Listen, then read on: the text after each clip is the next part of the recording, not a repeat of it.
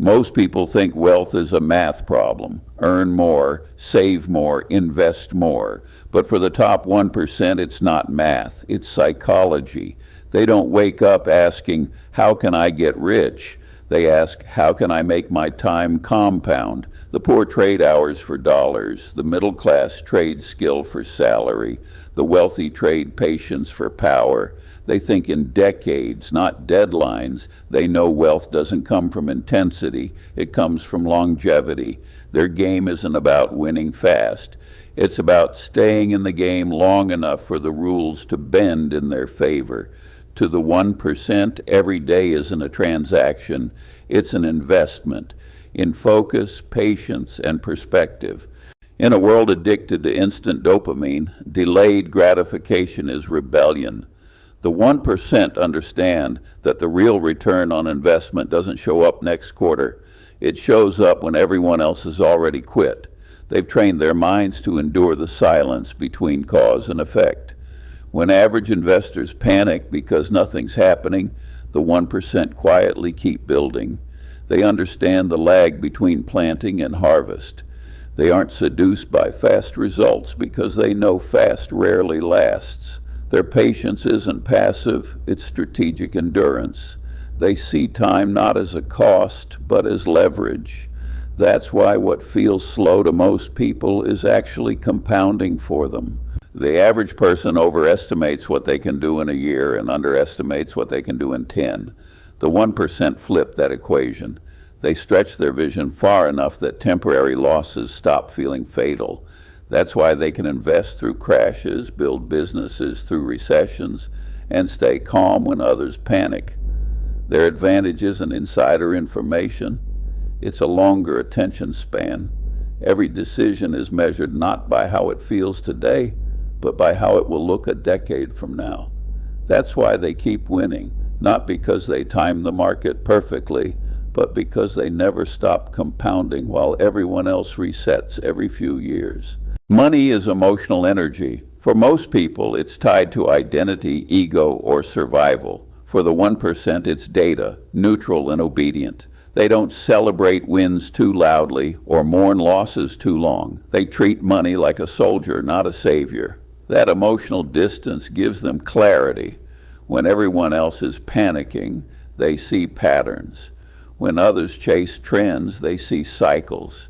Detachment doesn't mean apathy, it means alignment. They respect money, but they don't worship it. Because the moment you need money to feel whole, you've already given it control over you. The wealthy don't serve money, money serves them. The biggest misunderstanding about wealth is the concept of risk. Most people think risk means losing money. To the wealthy, risk means not knowing what you're doing. The 1% no risk is relative. Ignorance makes anything dangerous. Knowledge makes almost anything manageable. That's why they study more than they speculate. They take risks in areas they deeply understand and avoid everything else. While others run from uncertainty, the 1% run toward calculated uncertainty because that's where opportunity hides. What feels risky to the masses is often just misunderstood. The difference isn't courage, it's comprehension. The wealthy rarely make emotional decisions. They make frameworks. They have mental models for everything. When to say no, when to buy, when to scale, when to stop. Each framework removes emotion from the equation. They don't rely on motivation, they rely on math and momentum. When others ask, how do you feel about this investment? The 1% ask, what's the expected value? They think like chess players, not dice rollers. Every move is part of a pattern, and each pattern compounds into predictability. Their power isn't in reacting faster, it's in reacting less. That's what makes their decisions so consistently profitable. The average person sees money as a scoreboard, proof of success, validation of worth. But to the 1%, money is simply energy, a transferable form of focus, time, and creativity. They use it to buy leverage, not luxury. They understand that a dollar invested into a system that works multiplies itself, while a dollar spent to look rich evaporates. They don't chase applause because they know applause doesn't pay dividends. To them, wealth isn't a finish line, it's a flow state. The goal isn't to have money sitting still, it's to have it moving in alignment with purpose. Money becomes freedom only when it stops being your master. The world obsesses over compounding interest, but the 1% obsess over compounding habits. Money compounds mathematically, but behavior compounds psychologically. Every disciplined act today strengthens tomorrow's instinct. The 1% understand that small decisions, the daily review, the early start, the moment of restraint, build invisible muscle. They know that while others chase new strategies, true mastery comes from repeating fundamentals until they become identity. Wealth isn't an event, it's an accumulation of habits that outlast excitement. While most people burn out chasing novelty, the wealthy build systems so dull they look ordinary until the results look impossible. The habit of reflection compounds into clarity. The habit of saving compounds into options. The habit of patience compounds into peace. The compounding everyone talks about isn't the secret, it's the compounding no one sees. The path to wealth is shockingly uneventful. The real reason most people never get rich isn't lack of opportunity, it's boredom. The 1% don't expect excitement from their investments or their process. They understand that boredom is the emotional tax of long-term success. They embrace it because boredom means consistency, and consistency means compounding. Everyone wants results that feel thrilling, but the truth is, wealth feels like watching paint dry until one day the entire wall is covered. The difference is perspective. Average thinkers interpret boredom as a signal to change course. The wealthy see it as confirmation they're on the right path. They know the thrill of discipline outlasts the high of impulsiveness. So while the world chases novelty, they chase repetition. That's how patience silently becomes profit.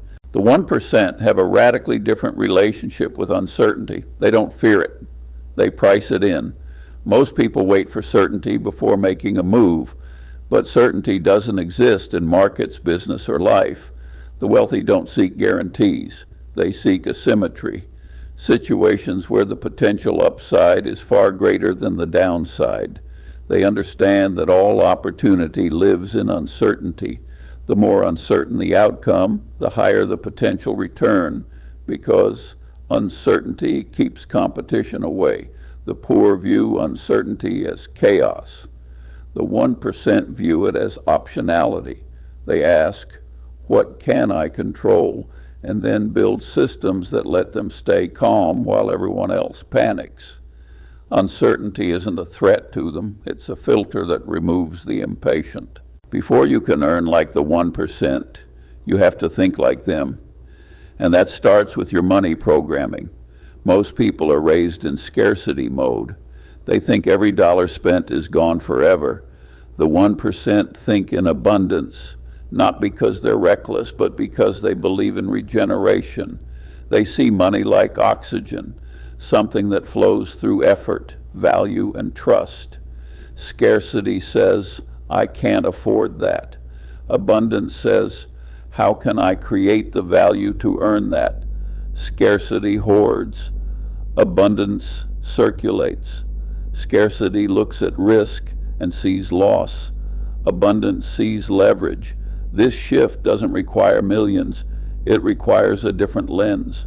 The wealthy learn that the way you think about money determines how much of it you'll ever truly control. Wealth compounds fastest in one invisible asset, reputation. The 1% know that trust is the most valuable currency in existence. They think in decades when building relationships because every interaction plants a seed. The average person burns bridges for quick gain. The wealthy build bridges that last generations.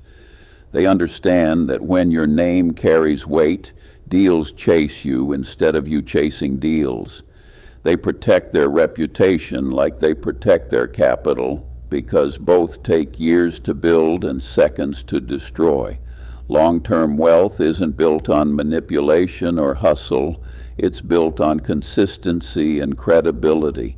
That's why the 1% can lose millions and rebuild. Their trust equity is worth more than their net worth. Earning money is one skill. Keeping it is another. Most people who stumble into money, a sudden windfall, a viral business, a lucky investment, lose it just as fast because their emotional thermostat isn't set for abundance. They unconsciously sabotage what they don't feel worthy of keeping. The 1% prepare mentally before the money comes. They upgrade their mindset before they upgrade their lifestyle. They practice restraint, gratitude, and perspective long before wealth amplifies their habits. Because money doesn't change who you are, it magnifies it. That's why the same person who couldn't manage $5,000 can't handle $5 million. The 1% don't chase more until they've mastered enough. Their wealth stays because their self-image matches their bank account. The wealthy rarely build for themselves, and they build for legacy. They think in terms of generations, not years. Every move they make, the investments, the trusts, the partnerships, is designed to outlive them. They understand that true success is measured not by what you accumulate, but by what continues after you're gone. When you start thinking generationally, short-term noise disappears. The urgency fades. Every decision becomes calmer, wiser, slower, because it's no longer about you. The poor chase comfort, the rich build continuity. They play a game where the scoreboard resets every generation, but the mindset doesn't. That's how family wealth is built, through the transmission of values before the transfer of money. There's a stage of wealth that doesn't get talked about, the one after enough. It's not luxury, it's serenity. The 1% understand that financial serenity isn't about accumulating more, it's about needing less. It's the peace that comes when your decisions are guided by purpose, not pressure. The poor chase survival. The middle class chases comfort. The wealthy chase clarity. Serenity means your bills don't dictate your emotions. It means you can walk away from opportunities that don't align with your values. It means you no longer wake up to check if you're still winning, because you've already defined what winning means. That's the final level of wealth. Not financial freedom, but emotional independence. The 1% have learned to weaponize repetition. What the average person calls monotony, they call momentum. They understand that the most profitable systems are boring on the surface, but brilliant underneath. Wealth isn't built in breakthroughs, it's built in consistency. They repeat the same analysis routines, the same investment discipline, the same morning rituals, not because they lack creativity, but because repetition compounds precision. Every repetition carves neural pathways of control. Every controlled action removes one variable from chaos. They know that the human mind craves novelty, but wealth rewards predictability. The secret is turning boredom into ritual. When you do the right thing long enough, boredom transforms into mastery. What feels dull to most becomes a meditative rhythm that generates unstoppable results. The 1% don't fear repetition, they fear distraction. Most people avoid failure like it's contagious. The 1% treat it like tuition. Every loss is a receipt for wisdom purchased. They don't wallow, they deconstruct. They understand that failure isn't the opposite of success. It's the proof of participation. To them, the pain of losing money, time, or momentum isn't punishment, it's feedback. While the average person takes failure personally, the wealthy depersonalize it. They ask, what did this teach me about the system? Not what does this say about me? This simple reframe turns embarrassment into insight. Over time, that emotional neutrality compounds into power, because if you can experience loss without losing your composure, you've already won a psychological game most people never even learn to play. Failure refines judgment, and judgment creates fortune. That's why the wealthy fail faster. They're paying for better information. Motivation is emotional caffeine. It spikes and crashes. Systems are infrastructure. The 1% don't rely on morning inspiration or lucky bursts of productivity. They engineer their days so success happens by default. They know habits are unreliable unless structured by environment. So they automate decisions, investments, savings, workout time, study hours. Each routine removes the need for discipline because the system is the discipline. They understand that every decision requires willpower, and willpower is finite. So they design systems that conserve it, like auto-investing before they can spend, or blocking time before distractions arrive. Their consistency isn't superhuman, it's structural. While most people wait to feel ready, the 1% act because their systems make readiness irrelevant. They don't chase motivation, they architect inevitability. The moment you attach your identity to your net worth, you lose emotional freedom. The 1% separate who they are from what they own. That's why they can sell a company they built for 20 years without losing their sense of self. They understand that money is fluid, but identity is foundational. When you detach identity from wealth, you gain the courage to take bigger risks, because failure no longer threatens who you are. The poor equate loss with shame. The wealthy equate it with data. This detachment allows them to stay rational while others spiral emotionally. They don't think, I lost. They think, that strategy expired. To the 1%, wealth isn't who they are. It's a reflection of how clearly they think. That separation gives them an advantage few ever achieve: peace under pressure. The most powerful asset the 1% ever build isn't a portfolio. It's perspective. They spend more on learning than luxury. They read obsessively, invest in mentors, and treat knowledge like currency that appreciates over time. The average person stops learning after school. The wealthy treat education as an endless investment. They know that one new idea, one perspective shift, can multiply their net worth more than a lifetime of labor. Their libraries outperform their liabilities, because information, when filtered through wisdom, becomes leverage, and leverage builds wealth faster than effort ever could. Every book, podcast, or conversation compounds quietly in their mental account. They're not trying to know everything, they're trying to understand deeper. While others chase more income, they chase more insight, because insight earns interest forever. Every decision burns energy. The wealthy know this, which is why they simplify everything. Steve Jobs wore the same outfit. Warren Buffett eats the same breakfast. These aren't quirks, they're optimizations. The 1% understand that decision fatigue kills clarity, and clarity compounds into better results. They design minimalism not as an aesthetic, but as a performance strategy. The fewer trivial decisions you make, the more mental bandwidth you have for important ones. They declutter their digital lives, delegate repetitive tasks, and automate anything that doesn't require creativity. This creates a cognitive buffer, a clear space where strategic thinking thrives. Minimalism of the mind isn't about owning less stuff, it's about freeing bandwidth. The rich don't hoard decisions, they hoard focus. Most people can tolerate short-term boredom, but long-term boredom is what breaks them. The wealthy use it as armor. When others need constant novelty, the 1% stay married to process. They find peace in predictability. They realize that the true compounding curve of wealth is invisible for years, and boredom is the toll you pay to stay on that curve.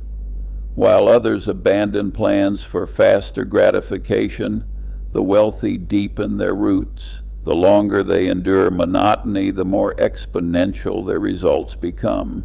Because every minute they don't flinch, competitors drop out. Boredom paradoxically becomes their moat, protecting them from people who can't stand silence. The 1% aren't superhuman. They've just made peace with the slowness that scares everyone else away. To the average person, crisis means chaos. To the 1%, crisis means clearance sale. They view downturns, crashes, and volatility as moments of asymmetrical opportunity when fear discounts the future.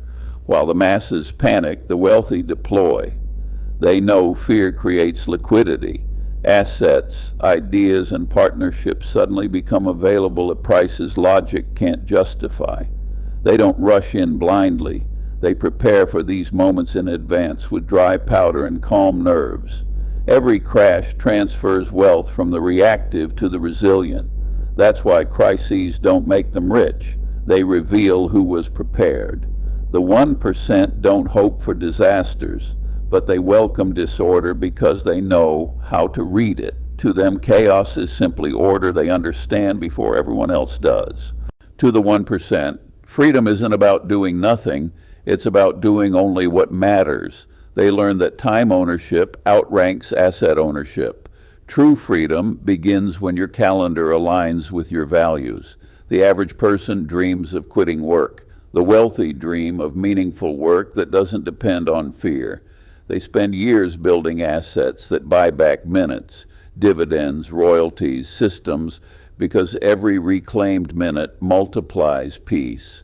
Freedom to them isn't passive leisure, it's purposeful choice. The goal isn't escape, it's engagement on your own terms. When money stops deciding your schedule, you finally start deciding your life. Inflation doesn't just raise prices, it raises expectations. Every time people upgrade lifestyle faster than gratitude, they inflate emotional costs. The 1% guard against this silent tax. They know the fastest way to feel poor is to keep moving the finish line. Emotional inflation destroys fulfillment by making enough unreachable. That's why the wealthy practice gratitude audits, reminding themselves what abundance already exists. They buy experiences that stretch time, not objects that shrink meaning.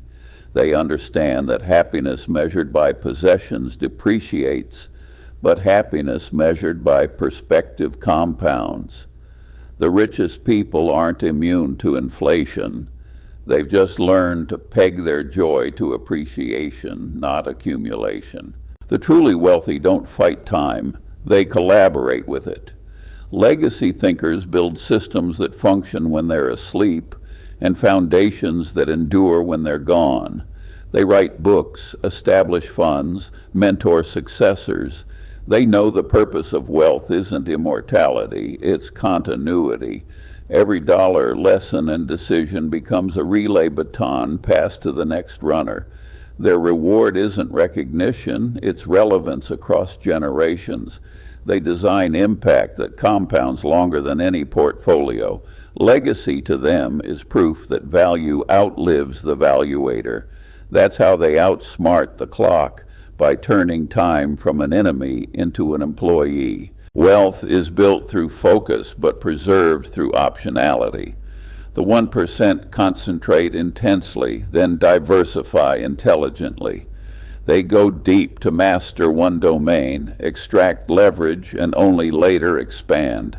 Average thinkers chase 10 ideas halfway. The wealthy finish one completely, then let it fund the next 9. Their secret is sequencing, depth first, breadth later. They protect focus like capital because every distraction divides compounding, yet they maintain optionality, the freedom to pivot when data changes. Focus creates force, optionality creates flexibility. Together they form the twin engines of sustainable growth. Comfort feels safe but silently suffocates ambition. The 1% understand that progress hides behind discomfort, the awkward pitch, the uncertain deal, the unfamiliar skill. They treat discomfort as calibration. If it feels slightly scary, it's probably worth doing. Comfort dulls awareness, and dulled awareness invites decay. That's why they engineer friction, cold calls, new markets, fresh mentors to keep evolution active. They'd rather be stretched by uncertainty than sedated by stability. Comfort whispers, "You've made it." Growth replies, "You're just getting started." The wealthy stay uncomfortable on purpose because they know comfort kills curiosity, and curiosity keeps them rich. Eventually, every long-term player confronts a paradox. The pursuit of more begins to cost more than it gives.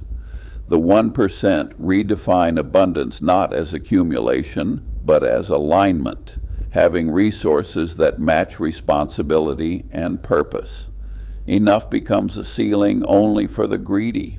For the wise, it's a foundation. They realize joy doesn't scale linearly with income. After security, the return on extra wealth rapidly declines, so they shift from earning to enabling, funding ideas, empowering talent, creating access. Enough becomes abundance the moment wealth stops feeding ego and starts feeding meaning. That's when prosperity transforms into legacy. At the end of the journey, the 1% mindset reveals itself as something bigger than finance. It's philosophy. It's the discipline to delay pleasure, the humility to keep learning, the courage to stay bored, and the wisdom to stay calm.